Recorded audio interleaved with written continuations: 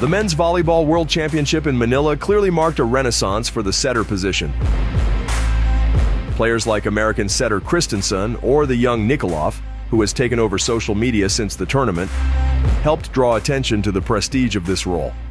And then there's the tournament's best setter, Italy's Giannelli, who practically paints his sets.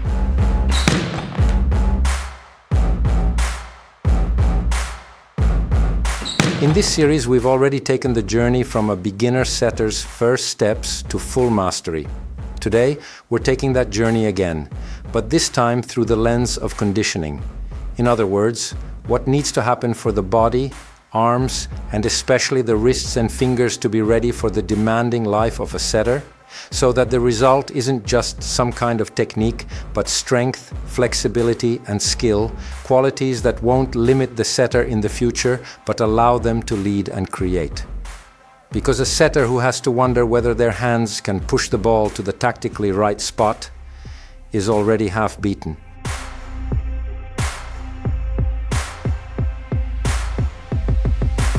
That is definitely not the case with setter Nikolov, who shocked the volleyball world at the last World Championship with his incredible setting talent.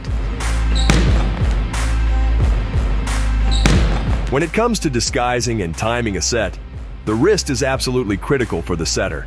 It, along with the muscles that attach to it in the forearm, is the primary driving force behind every set.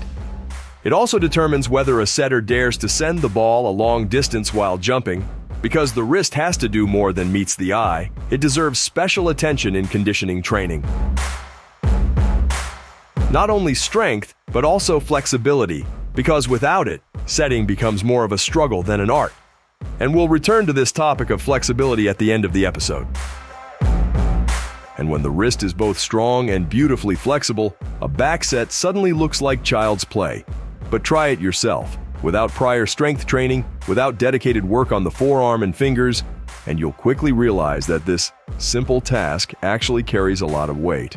The ball certainly won't fly as easily as you'd hoped.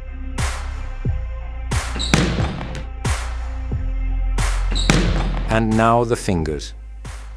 Together with the wrist, they perform a duet that unfolds in two fundamental phases.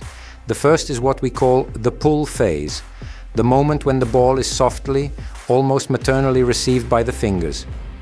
Here, the finger flexors do the bulk of the work. To prepare them for this delicate yet vitally important role, we strengthen them through specific exercises. Without these, the ball wouldn't nestle into the hands. It would bounce off like it hit a wall. On the other hand, the finger extensors, which we strengthen through targeted exercises, ensure that the ball leaves the hands quickly and precisely in the desired direction, exactly as the setter intends. This is known as the push phase. Exercises with medicine balls and basketballs therefore hold a firm traditional place in setter training, something like a family ritual that should never be skipped. And once again, let's emphasize, the stars of the show are the thumb and the index finger. Those two never get a break in training. After all, who else should be in charge of that delicate setting mechanism? And which muscles are responsible for all this? Well, the extensor pollicis longus, extensor pollicis brevis, extensor indicis, and flexor carpi ulnaris. And the thumb? Yes, it's a finger too, but it holds a role almost like that of an older sibling.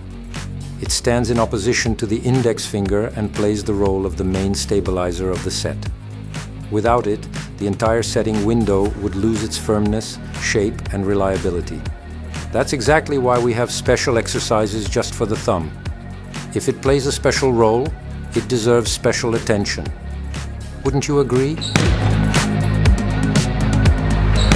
And now we arrive at the crown jewel of a setter's craft, the back set. And right away, we're taking you to the gym, and you'll soon see why.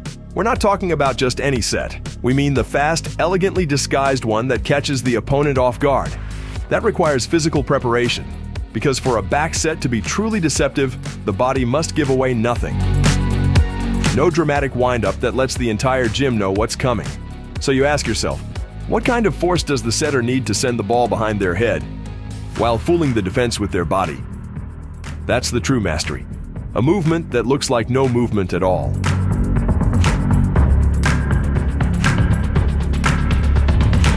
This entire set of exercises has one clear purpose: to strengthen the muscles that provide the necessary power for the ball to truly fly during a back set. It's not the primary decisive force. A setter isn't a weightlifter, but it's supportive strength, and without it every set would feel just a little incomplete. So which muscles are we talking about? The trapezius, infraspinatus and teres minor, serratus anterior, and deltoid. And then there's an entire series of exercises designed to test the strength of individual fingers, whether using a medicine ball, basketball, or simply the thumb-index finger combo, or the index finger supported by the middle. And you know what? These are the exercises that truly reveal who's in charge when it comes to the back set. Yes, it's that legendary duo, the thumb and the index finger. Without them, a back set would lack power, control, and elegance. And then there's another key factor, an external force that tries to rotate us around the axis that runs through the spine. This force can come from limb movement, or even from the resistance of something as simple as a resistance band during conditioning training. What does this force create? A torque that shakes the body whenever it gets the chance. But when we're setting, we often need an internal force to counteract that, to slow down or completely stop the body from spinning. The goal is balance of forces, but also disguise, because the body must not reveal the direction of the set. And this is where our quiet heroes come into play, the internal oblique abdominal muscles. Their crucial role is to slow spinal rotation, in other words, anti-rotation.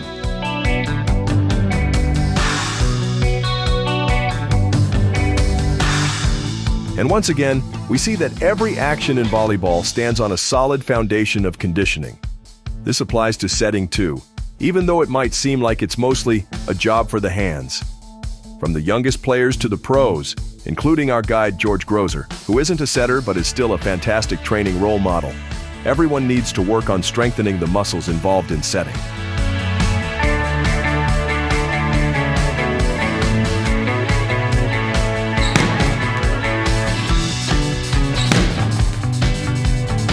And our list would be incomplete without mentioning flexibility. After all, what good is strength to a setter if the joints refuse to cooperate? A setter needs a wide range of motion, especially in the wrists and fingers, in all directions, as we clearly see in these exercises.